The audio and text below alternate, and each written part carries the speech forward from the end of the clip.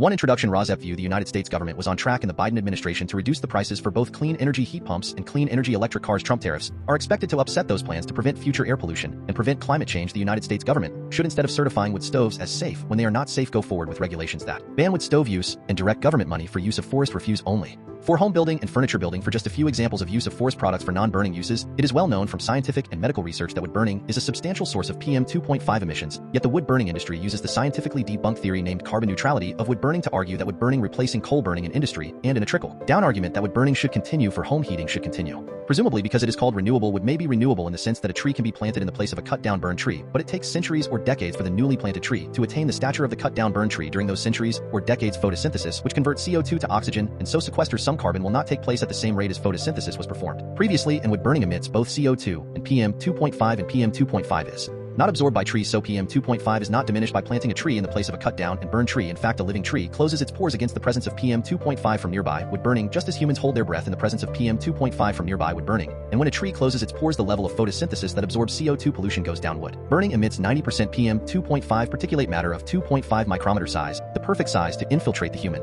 lungs, setting off a cascade of human health problems and early deaths. Contrary to many beliefs, wood burning emits 2.8 times the PM 2.5 as the fossil fuel coal burning, and wood burning emits 450 times the PM 2.5 as the fossil fuel natural gas burning. Replacing coal burning with wood burning creates more air pollution in the form of CO2 and PM 2.5 than coal burning. This emission data comes from testing the cleanest burning wood stove in the United Kingdom, the eco-design wood stove, and international convention does not count the emissions from wood burning. The emissions from wood burning are erased from all countries around the world when calculating if each country has met its climate goals. This non-counting or erasure of wood burning emissions data from climate goals does not mean wood burning emissions do not exist. Rozep view: purple air PM 2.5 monitors hanging from the eaves of the house of a near neighbor should be used to measure the level of PM 2.5 in the air hyperlocally in the yards of near neighbors of indoor residential wood burners. If PM 2.5 levels exceed World Health Organization standards of 5 micrograms per cubic meter annually, then that evidence of air pollution from wood burning should lead to the shutdown of that indoor residential wood burning appliance, one appliance at a time if necessary.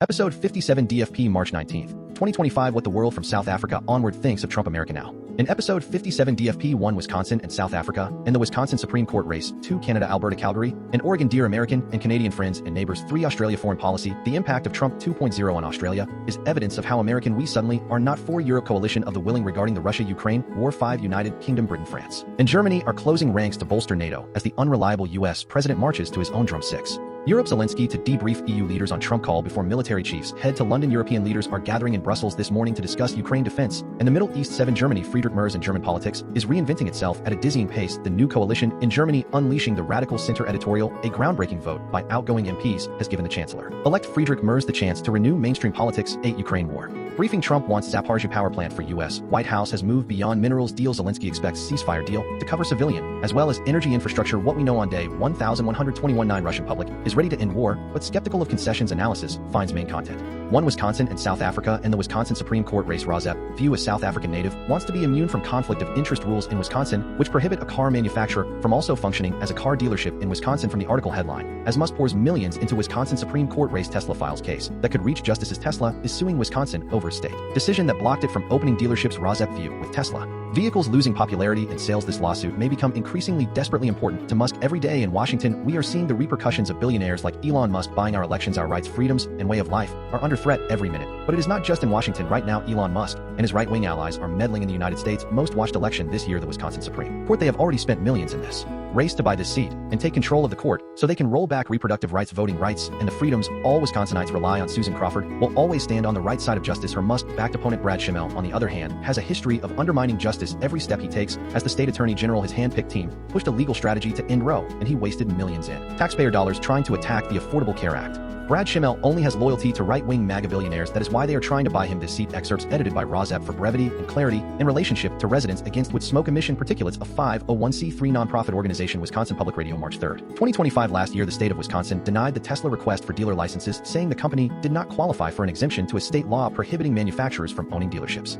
The company had hoped to convert its galleries in Madison and Milwaukee into dealerships, and had additional plans for dealerships in Glendale and the Fox Cities. In January, Tesla filed a petition for a judicial review in Outagamie County Circuit Court seeking to overturn the decision. A hearing is scheduled for later in March 2025 on whether the case should remain in Outagamie County or transfer to either Dane or Milwaukee County. Rozep view: Elon Musk is interfering in the Wisconsin Supreme court race by contributing millions to the campaign of right-wing candidate Brad Schimmel, probably to influence Schimmel to rule in favor of Musk, when a Musk appeal of the Wisconsin block of Musk selling Teslas in Wisconsin may come to the Wisconsin Supreme Court, and Musk may also be interfering in the Wisconsin Supreme Court race as a test case for Musk to see how far he can go in influencing individual state politics through a right-wing potential judge while also interfering in United States federal politics and interfering in the politics of other nations around the world, most notably in February 2025 attempting to elevate a neo-Nazi party. In Germany, Susan Crawford has pointed out this Wisconsin Musk interference in ads for her own liberal candidacy. Susan Crawford, a liberal, has received money from perennial liberal donor George Soros and the governor of Illinois J.B. Pritzker in her campaign for Wisconsin Supreme Court Justice. The election is April 1st, 2025, and notably current.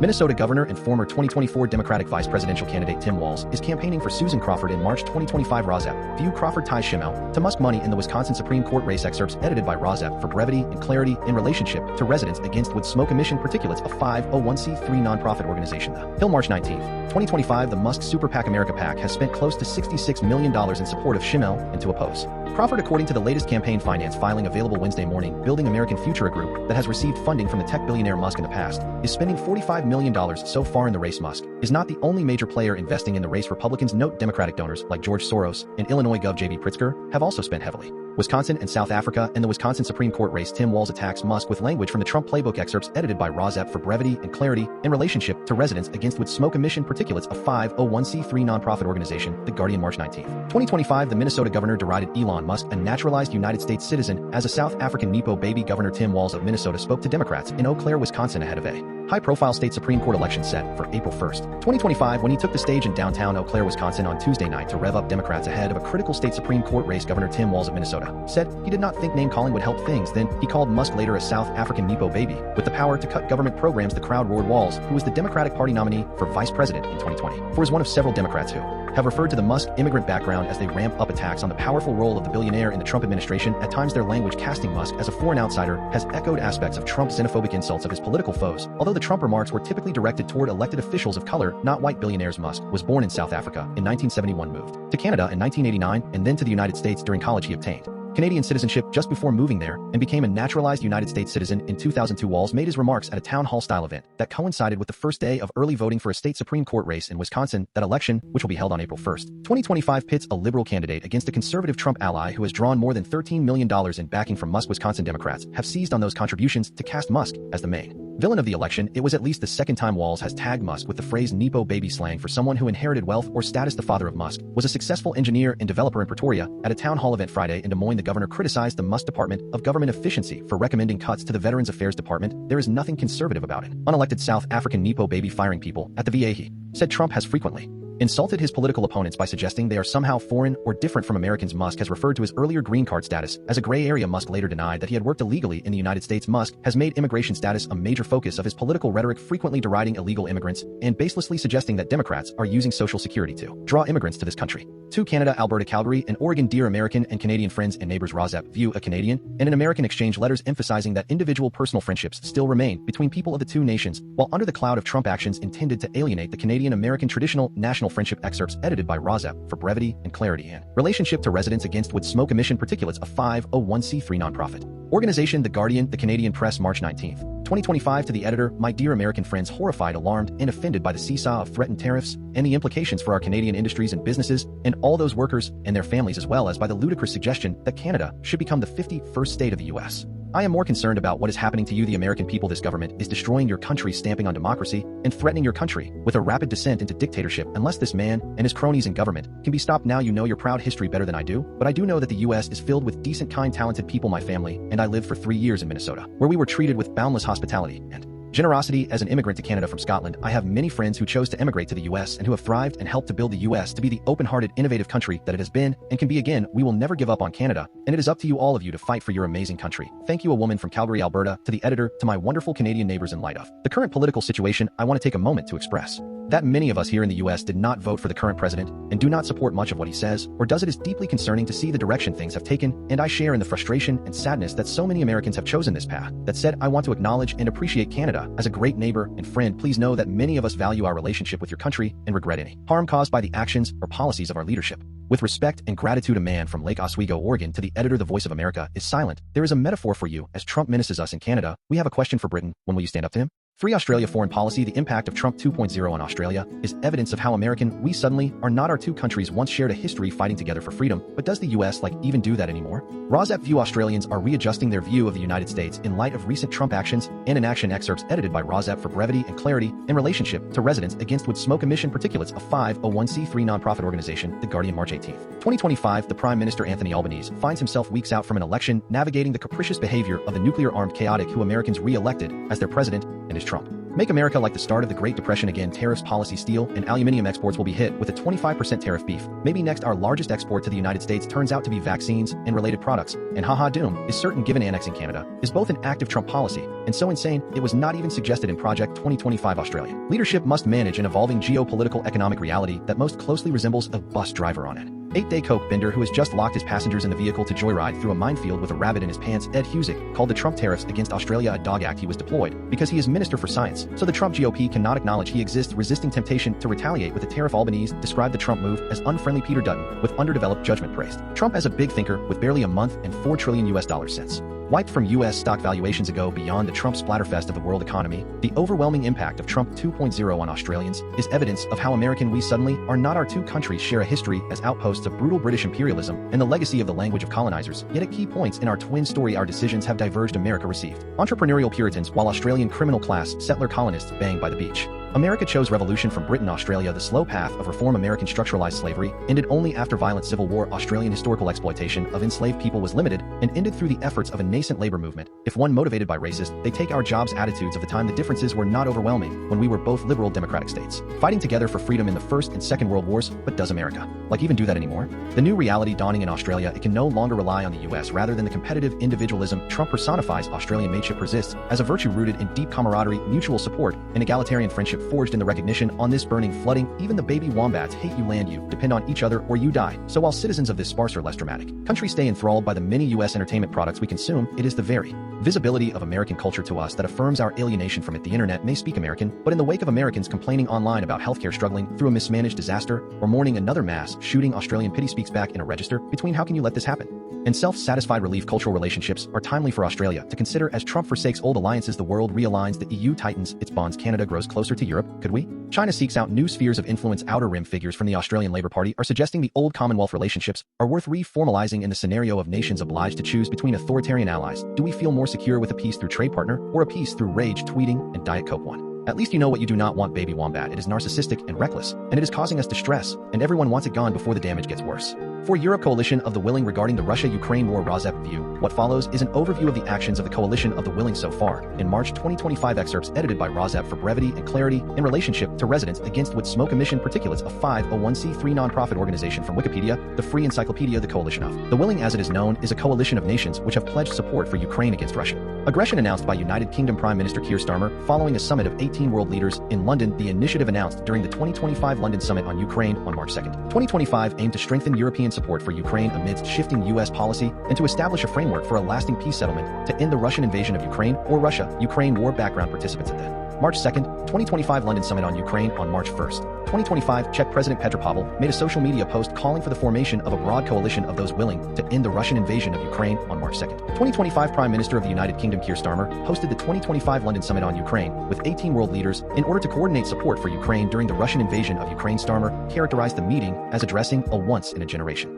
moment for European security, stating that the time had come for decisive action rather than continued deliberation. The announcement came 2 days after a meeting between President of Ukraine Volodymyr Zelenskyy and Trump with J.D. Vance at the White House on February 28, 2025. On March 11, 2025, security officials from around 30 countries met in Paris on Tuesday for talks on the creation of an international security force for Ukraine to maintain peace should a ceasefire come into effect. On March 15, 2025, Starmer held a virtual meeting with leaders from European and Commonwealth nations to assemble a coalition of the willing to consider options for a reassurance force to be deployed within Ukraine to deter renewed Russian attacks against the country should a ceasefire be agreed. The meeting gathered the leaders of 26 nations, including several European nations, Ukraine, Turkey, Canada, Australia, New Zealand, as well as representatives from the European Commission and NATO, and was addressed by the Prime Minister of the United Kingdom Keir Starmer, as well as French President Emmanuel Macron, Ukrainian President Volodymyr Zelenskyy, and NATO Secretary General Mark Rutte. On March 17, 2025, a spokesman of the Prime Minister of the United Kingdom stated the coalition was expected growing to more than 30 countries when military chiefs from the willing nations would be meeting on March 20th. 2025 to discuss the next operational phase in protecting Ukraine as part of a peacekeeping force if a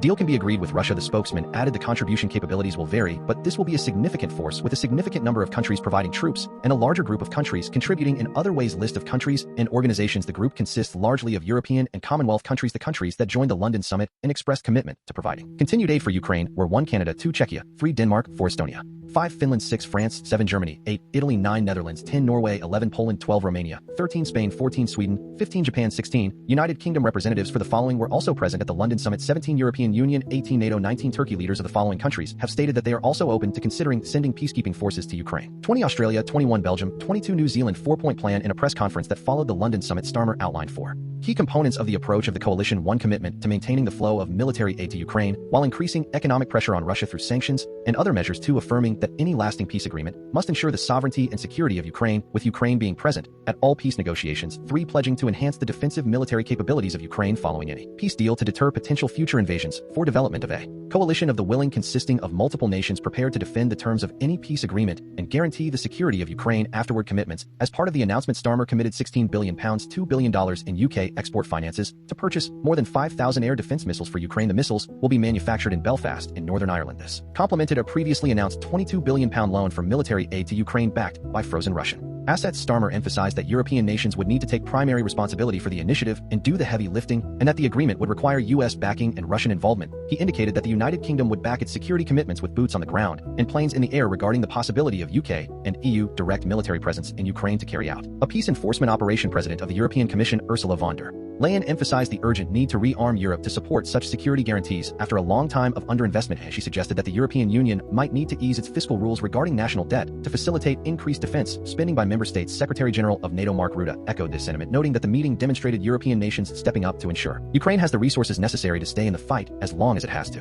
continue. Right after the meeting, the president of Finland, Alexander Stubb, said that Norway and Finland are working in support of the drafting of the UK-France-Ukraine peace plan. In addition, he said that the role of the countries that are neighbors of Russia will be different from providing peacekeeping troops. 5 United Kingdom, Britain, France, and Germany are closing ranks to bolster NATO as the unreliable U.S. president marches to his own drum. Rozep view European leaders recognize the unreliability of Trump while planning their own defense against Russian aggression. Excerpts edited by Rozep for brevity and clarity in relationship to residents against wood smoke emission particulates of 501c3 nonprofit organization. The Guardian, March 20th, 2025. An Atlantic alliance without the United States? Absolutely nothing about the Trump latest phone call with Putin on Tuesday has changed that the scramble of Europe to respond to the Trump return to power was driven initially by the urgency of maintaining support for Ukraine. Most of the focus was diplomatic, keeping U.S. military aid and intelligence flowing, shoring up damage channels between Washington and Kyiv, engaging quietly with both Trump and Volodymyr Zelenskyy to both encourage and deter while moving very publicly to take up more of the security burden. Aiding and arming Ukraine remains far and away the first item on the agenda of Europe, as well as its most immediate goal. Hugging the U.S. as close as possible continues to be fundamental. Whatever Trump critics may wish, there is no disputing that Trump caught the Europeans within NATO napping. For now, American power remains both indispensable and unreliable. A more lasting and more Europe-heavy reconfiguration of the Western alliance is beginning to take shape. For now, most of what is being planned is either improvised from existing resources or aspirational. A new Atlantic alliance can be discerned, a kind of NATO minus, supported by most of Europe, Britain included, potentially plus Canada, and with the role of the U.S. uncertain. NATO remains the basic framework, even if Trump decides to withdraw. This adaptive effort is being shaped by an improbable trio: a conservative German chancellor who spurns previous orthodoxy, a centrist French president who has just destroyed his own power base, and a UK prime minister equipped with the smallest British army since the Napoleonic Wars. The change was reinforced by the Trump 90-minute phone conversation with Putin on Tuesday. Any thought that Trump would somehow persuade Putin to reverse his policy on Ukraine, or even that Trump wanted to, was always a fantasy. Everything Putin has ever said about Ukraine attests that he regards it as Russian land. The conditions he put to Trump amount to a demand to leave Ukraine defenseless against Russian assault and annexation. That assault has continued unabated once again this week. This puts the Trump claims as a peacemaker on the spot, but the embarrassment, though useful to those trying to rein him in, is likely to be only temporary. The strategic wish is to withdraw U.S. military and financial support for Ukraine, preferably amid something he can describe as a peace settlement that only his genius could have engineered. But his longer-term approach to Europe is simply an extension of this impatience towards Ukraine. His aim is to withdraw U.S. support for European defense. More generally, the most significant thing that has happened in Europe this week, therefore, was not the Trump-Putin phone call. It was the vote by the Bundestag to loosen the constitutionally protected strict financial borrowing rules of Germany, and at the same time, to authorize a €500 billion fund to boost economic growth, infrastructure projects, and military spending. If Europe wants to carry its own defense burden, as it now claims it has to fire up its own defense industries to scale more than anything else, that means firing up the German defense industry, this is not an overnight process, but it can now start. The vote was a triumph for the probable new German chancellor Friedrich Merz, who pushed it through the departing Bundestag on its final day, but it was also a genuine turn in the road for post-war Germany, burdened by its history. Germany has consistently avoided large-scale borrowing and militarization. Those taboos have now been busted under the pressure of economic stagnation plus the threat from Russia. The internal consequences for 21st century Germany will be major. Assuming that the upper house of parliament endorses the changes this week, it would be mistaken to think the issue is now settled. Both the far right and far left, significantly boosted in the recent German general election, voted against the Merz plans. Both will continue to see them as betrayals. If inflation rises, the Merz grip will face fierce challenges, but the consequences for Europe as a whole are likely to be equally powerful. Since the collapse of the Austro-Hungarian Empire in 1918, Germany has been the most important Western European state, where foreign policy looks reflexively towards Russia. Earlier in this century, under Gerhard Schroeder and Angela Merkel, those links were always carefully protected. More recently, Putin has ensured that German policy, first under Olaf Scholz and now under Merz, has become more hostile. Germany is still the necessary nation for any Europe-wide new political initiative, but now almost at a stroke. The Bundestag vote has removed the long-standing excuse behind which some European states have been content to hide over the issue of the inadequate defense investment of Europe. The era of inward-turned European denial about Russia and about defense spending has ended, and the fresh air of truth is breezing through windows that were once firmly sealed. This is a healthy and overdue moment, not least because the danger is real, but also because it gives this continent a more unifying purpose than it has had since the Cold War. But there can be no disputing the risks. European history is full of terrifying examples of international alliances that have not survived contact with a determined enemy. One lesson of the 2020s is that things many people had assumed had been consigned to history, among them epidemics, nationalism, territorial land grabs, and charismatic tyrants, have returned in force today. Confronted with an aggressive tyranny and faced with an isolationist U.S., the nation-states of Europe, with Canada, are attempting to uphold the moral and political recasting of the world that took place after 1945. There are echoes here of the conflicts that began in 1914 and again in 1939. Then too, Europe found itself in wars which included major Canadian involvement, from which an isolationist U.S. stood aside. In both cases, the U.S. proved the essential nation to victory. In the post-war order today, the U.S. marches to an unreliable drum. 6. Europe Zelenskyy to debrief EU leaders on the Trump call before military chiefs head to London. European leaders are gathering in Brussels this morning to discuss Ukraine defense and the Middle East. Zaporizhzhia, a unified Europe, is meeting to plan its own defense without including the United States in their alliance against Russian aggression. Excerpts edited by Zaporizhzhia for brevity and clarity in relationship to residents against wood smoke emission particulates. A 501c3 nonprofit organization. The Guardian, March 20th. 2025 Russian air attacks on Ukraine continue with 2 reported dead and dozens injured. EU summit about finalizing first stage of perhaps most important European project in decades. Tusk, the leader of Poland, says that was Macron. I will call him back. Zelenskyy briefs journalists on fruitful, perhaps most fruitful. We had conversation with Trump. Europe rallies to support Ukraine. President Zelenskyy and First Lady Zelenska in Finland on Wednesday. EU leaders arrive for summit on Ukraine and EU defense. EU summit about finalizing first stage of perhaps most important European project in decades, says Polish Prime Minister Donald Tusk. Spoke with reporters in Warsaw early in the morning before leaving for Brussels, saying the EU summit will be about finalizing the first stage of perhaps the most important European project in the last decades, making Europe safe, armed, and united against the Russian threat. You may remember how oftentimes we were alone in warning other European partners against the Russian threat, and now are about to see Europe unite around the very same problem that often saw Poland stand alone, he said. Tusk accused Alexander Lukashenko and Putin of encouraging irregular migration to put pressure on the EU external borders, waging a de facto war against Poland. Russian air attacks on Ukraine continue with 2 reported dead and dozens injured. Latvian Prime Minister Evika Salina said on arrival that Ukraine remains our top priority, as she wanted to hear more from the European Commission President Ursula von der Leyen on the plans of the executive for rearming Europe. She said Latvia was supporting the EU intention to boost the defense preparedness of the bloc, but said it was just one first step. She also spoke about the need to take away bureaucratic burden away from companies to help member states arm faster to face the growing Russian threat. Salina also commented on the Volodymyr Zelenskyy phone call with Trump, saying that she thought it was going well, and they have negotiated very well. She also called out some European countries for not doing their homework on defense spending, as they continue to spend below the NATO 2% target. Dick Schoof is one of the first European leaders to arrive at the European Council summit. In a very extensive Q&A with the Dutch media, he was mostly asked about the defense spending and funding issues, as well as whether he trusts Putin on any future ceasefire. He said, the Russian president has shown his intentions with the war on Ukraine and stressed the need for very firm peace agreement that could be enforced. He also rejected the Russian demand that Europe stop offering military aid to Ukraine, saying it was not an option, and pointing to ongoing talks between Europe, the UK, Canada, and Turkey about a broader role they can play in Ukraine. Asked again about the funding element of the package in English, he said that the Netherlands was supporting EU proposals and remained constructive, but continued to stress that sustainable debt is important, which is why it keeps opposing Eurobonds. He also hinted at the Dutch interest in direct investment in the Ukrainian defense industry to use its capacity and speed up the ammunition production in Ukraine. News from Ukraine reported 171 Russian drone attacks overnight, of which its air defense system shot 71 down and 63 were down by electronic jamming systems, or were lost. AFP said Russian attacks reportedly killed 2 people in Sumy and Kharkiv regions, with several others wounded after attacks in the border regions. A separate attack in the city of Kropivnitsky wounded 10, including 4 children. Their talks are likely to go into late evening, but our attention will shift to Britain in late afternoon, as UK Prime Minister Keir Starmer hosts over 30 army chiefs and planners to discuss his plans for the coalition of the willing. We should hear from him at some point too, but in a show-off just how serious he is about defense, he made a rare visit to a nuclear-armed submarine HMS Vanguard, a first such visit by a serving prime minister in more than a decade. But his coalition faces a challenge even before it came into existence, as Russian President Putin has made clear he would not accept Western military aid flowing to Ukraine and NATO forces on Ukrainian soil under any peace settlement despite this. There are no signs that his words in any way affected the continuing planning. Ultimately, that is what peace through strength is meant to be about.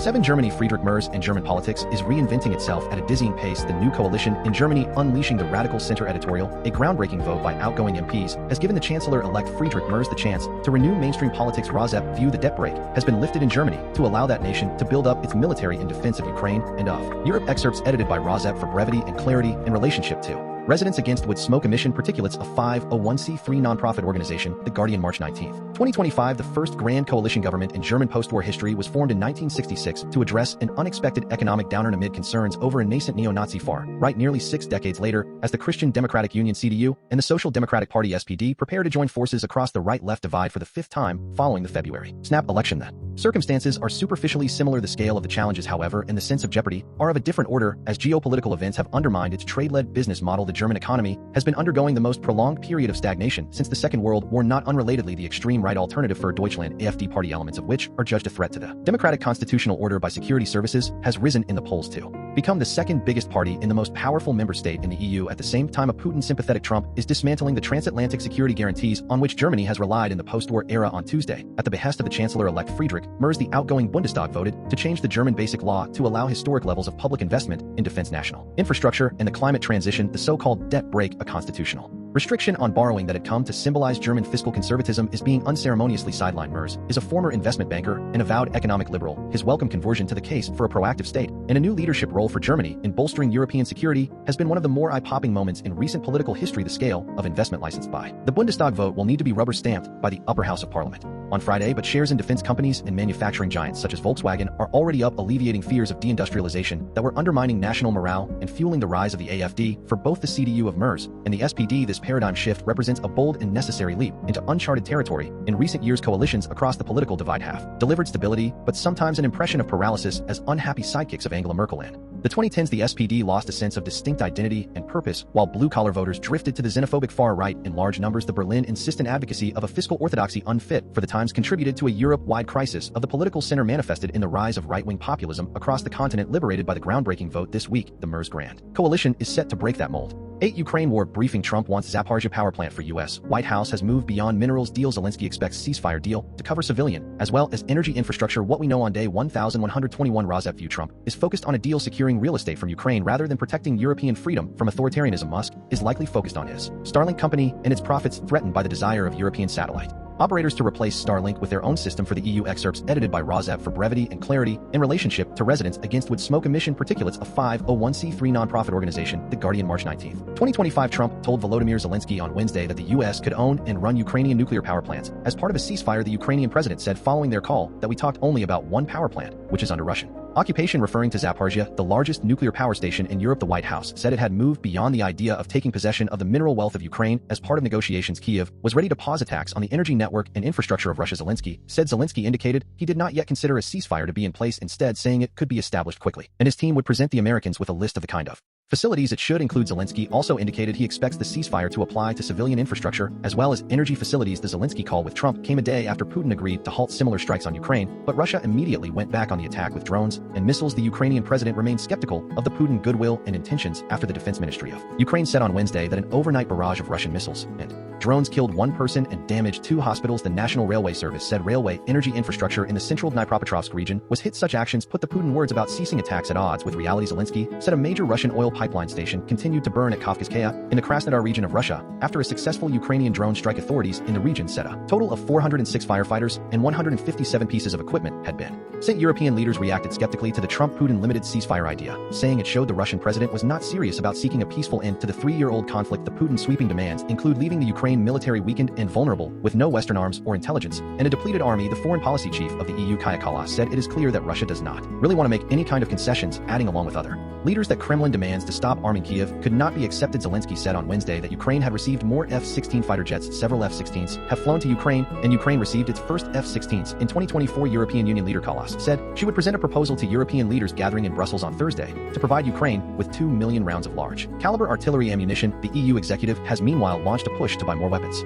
In the bloc and from allied countries rather than from the US, the UK, US, and Turkey will be excluded from defense contracts funded by a €150 billion, £125 billion EU loans program, unless they sign a security and defense partnership agreement with the EU. The €150 billion loan scheme will be open to EU member states as part of a massive surge in defense spending, but 65% of the costs of equipment funded must come from suppliers in the EU, Norway, or Ukraine. The rest could be spent in non-EU countries with a security agreement. The EU should fund access of Ukraine to satellite services from EU-based commercial providers, the European Commission said in its white paper on the future of European defense published on Wednesday. The military of Ukraine has been heavily dependent on the Musk Starlink, but there have been veiled threats it could be cut off unless Ukraine accepts Trump-dictated peace terms. European satellite operators are in talks with the EU as they have been asked if they can step in and replace Starlink. This will help Ukraine to enhance its resilience by diversifying its sources of space-based services, the paper said. 9. Russian public is ready to end war, but skeptical of concessions. Analysis finds there is little appetite in Ukraine and Russia for major concessions, according to an analysis by a U.S. firm of online posts, but a minority of Russians want to keep fighting until the president of Ukraine is overthrown. Excerpts edited by Rozep for brevity and clarity in relationship to residents against wood smoke emission particulates. A 501c3 nonprofit organization, the New York Times, March 20th, 2025. An analysis made this week of Russian attitudes toward a possible ceasefire with Ukraine suggests that the Russian public is ready to end the war, but skeptical of any concessions Moscow may have to make. Combined with new polling in Ukraine, the analysis by a Massachusetts-based company Filter Labs shows how difficult selling the terms of a U.S.-brokered peace settlement will be to both the Russian and Ukrainian public. While the two countries are war-weary, there is little appetite for major concessions to either Ukraine or Russia. War aims such as the Russian demands for territorial concessions or the desire of Ukraine to integrate with the West. As with all things Ukraine-Russia related, the picture is complicated, though. From the borderlands to the big cities, one through line exists. Russians feel it is time to end the war, but on Russian terms. The company found in its analysis in a phone call with Trump on Wednesday, Zelenskyy agreed to pause attacks on energy targets as long as Russia did the same. The Trump administration sees the limited agreement as a step to a broader ceasefire. Filter Labs, which scrapes social media and internet posts to measure public sentiment in Russia and other parts of the world, has been analyzing the shifts in Russian attitudes toward the war since the Putin full-scale invasion of Ukraine in February 2022. The new analysis, written on Wednesday, focused on internet posts in recent days from the two largest cities in Russia, Moscow and St. Petersburg, and Russian regions that border Ukraine. The public there reacting negatively to the news that the United States had resumed intelligence sharing and arms sales to Ukraine. While a month ago sentiment in Russia toward Trump was rising, recent commentators were more skeptical. You cannot trust the Americans, including Trump, one Russian wrote in a Telegram post that was reviewed by Filter Labs under the talk of peace. They have already resumed arms supplies. Their words are a complete deception. We are winning and we do not need any truces. A minority of Russians appear to want to keep fighting until Zelenskyy is overthrown. Why do we need a truce if we are crushing the Ukrainian armed forces on all fronts? One person wrote on Telegram, so that during this time the enemy can lick its wounds and strike with renewed vigor. Only the capitulation of Kyiv will satisfy us. Polling in Ukraine has also shown skepticism about ceding territory or making large concessions to Moscow. Russia has demanded that Ukraine withdraw its forces from the Ukrainian provinces that Moscow annexed after its invasion. Donetsk, Luhansk, Kherson, and Zaporizhzhia. The annexation was broadly denounced at the time as illegitimate by the West. A poll conducted in late February and early March by the Razumkov Center Research Institute in Kyiv, the Ukrainian capital, found that 78% of respondents opposed the withdrawal of forces from the contested regions. An even larger majority opposed recognizing the illegal Russian annexation. Only a small minority, 8%, favored withdrawal from the regions. The poll found the survey also showed a strong majority were against lifting Western sanctions on Moscow. Opinions on whether Ukraine should become a neutral state, a key demand of the Russians, were more divided, with 56% opposing neutrality and 22% supporting it. One introduction. Rozep view: the United States government was on track in the Biden administration to reduce the prices for both clean energy heat pumps and clean energy electric cars. Trump tariffs are expected to upset those plans to prevent future air pollution and prevent climate change. The United States government should, instead of certifying wood stoves as safe when they are not safe, go forward with regulations that ban wood stove use and direct government money for use of forest refuse only for home building and furniture building. For just a few examples of use of forest products for non-burning uses, it is well known from scientific and medical research that wood burning is a substantial source of PM 2.5 emissions, yet the wood burning industry uses the scientifically debunked theory named carbon neutrality of wood burning to argue that wood burning replacing coal burning in industry, and in a trickle-down argument that wood burning should continue for home heating should continue. Presumably because it is called renewable, wood may be renewable in the sense that a tree can be planted in the place of a cut-down burned tree, but it takes centuries or decades for the newly planted tree to attain the stature of the cut-down burned tree. During those centuries or decades, photosynthesis, which converts CO2 to oxygen and so sequesters some carbon, will not take place at the same rate as photosynthesis was performed previously, and wood burning emits both CO2 and PM 2.5, and PM 2.5 is not absorbed by trees, so PM 2.5 is not diminished by planting a tree in the place of a cut-down and burned tree. In fact, a living tree closes its pores against the presence of PM 2.5 from nearby wood burning, just as humans hold their breath in the presence of PM 2.5 from nearby wood burning. And when a tree closes its pores, the level of photosynthesis that absorbs CO2 pollution goes down. Wood burning emits 90% PM 2.5 particulate matter of 2.5 micrometer size, the perfect size to infiltrate the human lung, setting off a cascade of human health problems and early deaths. Contrary to many beliefs, wood burning emits 2.8 times the PM 2.5 as the fossil fuel coal burning, and wood burning emits 450 times the PM 2.5 as the fossil fuel natural gas burning, replacing coal burning with wood burning creates more air pollution in the form of CO2 and PM 2.5 than coal burning. This emission data comes from testing the cleanest burning wood stove in the United Kingdom, the Eco Design Wood Stove International. Convention does not count the emissions from wood burning. The emissions from wood burning are erased from all countries around the world when calculating if each country has met its climate goals. This non-counting or erasure of wood burning emissions data from climate goals does not mean wood burning emissions do not exist. Zepview purple air PM 2.5 monitors hanging from the eaves of the house of a near neighbor should be used to measure the level of PM 2.5 in the air hyperlocally in the yards of near neighbors of indoor residential wood burners. If PM 2.5 levels exceed World Health Organization standards of 5 micrograms per cubic meter annually, then that evidence of air pollution from wood burning should lead to the shutdown of that indoor residential wood burning appliance, one appliance at a time if necessary.